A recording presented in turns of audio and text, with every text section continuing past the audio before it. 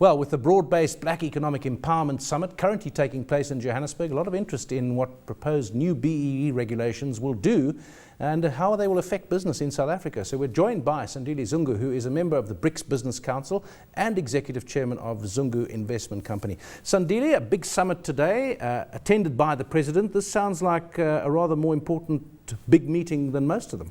Well, it was one of the most significant summits on BEE that we've ever had. Spearheaded by government and led by the BEE Advisory Council with over 3,000 people in attendance. So government is basically saying we're taking this thing very seriously. We need to account to people who are stakeholders in this place, tell them what has been achieved and take a cue from them. I think you could say that government ever since democracy has taken BEE seriously, but what do you sense is the change here? What's going to be different as a result of this summit? What is the thinking that's different, firstly, and then we can look at the practical effects?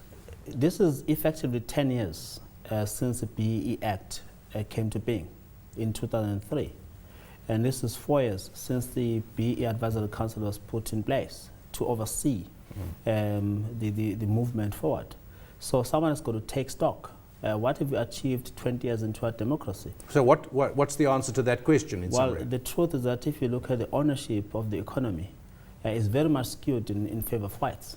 The management of the economy similarly is very much skewed in terms of white males. There are fewer white females, there are fewer black people in general. We've made some progress though. Of course we have made some progress. There's absolutely no doubt about it, but it's not enough because the SMME support leaves much to be desired. They're not part of the supply chains of large corporations as much as we would desire, bearing in mind that most of the growth in the economy is expected to come from the SMMEs. Most of the employment is going to come from that side, so they need to be supported. And private sector as well as government have got a huge role to play in that regard. Of course, we know that big companies really don't create jobs. If anything, they shed jobs. Of course, there's a counter-argument. The counter-argument is that we have skill shortages. It's going to take a long time to redress the imbalances and so on. But leave that to one side for the moment and say, okay, if these measures, or what will the measures be that come in as a result of this thinking? It's going to be tougher on companies to implement BEE. Well, someone cynically said the problem with the current environment is that we have a 35% pass mark even in terms of fulfilling BEE requirements. So we've set a very low target. People just tick the boxes, they qualify. They've got no urge to do more.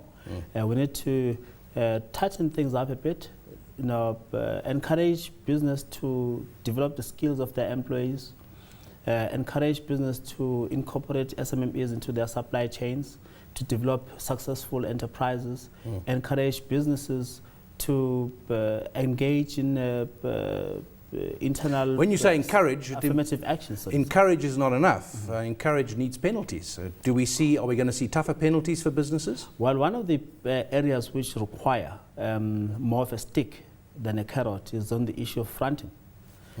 Fronting is a scourge in this country. It is a matter of dignity. It's an affront to those who are victimized, who become, used by other people. Yeah. That's right. And so one of the significant improvements here is that there will be a BEE commissioner. Among other responsibilities will be to be almost like an arbiter on issues of fronting, and also to be a linkage between the accusers or people who are hard done by and the prosecuting authorities to make sure that those who are practicing fronting end up where they belong. Behind bars. Could it not have the effect, or the perceived effect by businesses generally, of making life more difficult, making it more difficult to do business? We already have a labour regime which many businesses feel is unfriendly to them, and various ratings where we stand in the world. So yes, we need to get there, but in practical terms, is it going to make it life difficult? Well, it's very unfortunate if at this stage, 20 years into our democracy, anyone in South Africa views BEE as anything but an economic imperative.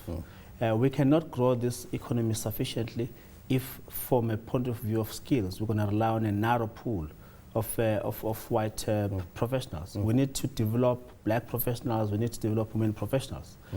So the truth of the matter is that this is an economic imperative.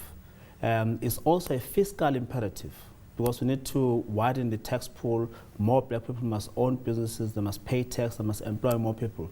It's good for the long-term sustainability of this economy. Apparently, President Zuma in his opening remarks, and sometimes he does this, and I don't think this would have been part of his prepared speech, he was irritated apparently that the heads of the state-owned enterprises were not there and that the MECs from the various provinces weren't there. Was that the case? Well, it was quite remarkable that the President indeed pointed that out. Where are the MECs? Well, I wonder if they were told. For the economic cluster, people who are supposed to implement empowerment, oversee empowerment implementation at provincial levels, where were the SOE heads? It's very important to see the chief executive officers of parastatals being there, because that's where the biggest spend on infrastructure is going to be located.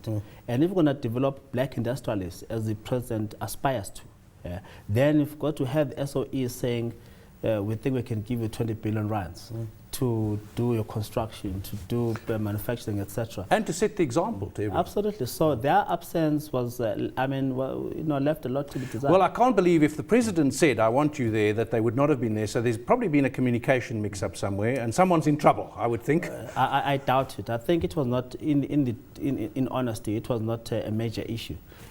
Major issue. But he felt the need to mention it. Well, he felt the need to mention it, but I think most importantly, the President said, I want to see the fast tracking of change, because if in 10 years' time, 30 years into our democracy, we'll still be talking about black this, white this, then we need to have our heads examined as collective South Africa. So the President is very is committed to speed up change, so that in 10 years' time we have to talk a different kind of language. Final comment there. Is this now moving fast to become law? Well, BEE is law. But the changes that we're talking about, are they going to move fast into new law? Well, next week, rather, there will be the gazetting of the new codes of good practice as amended.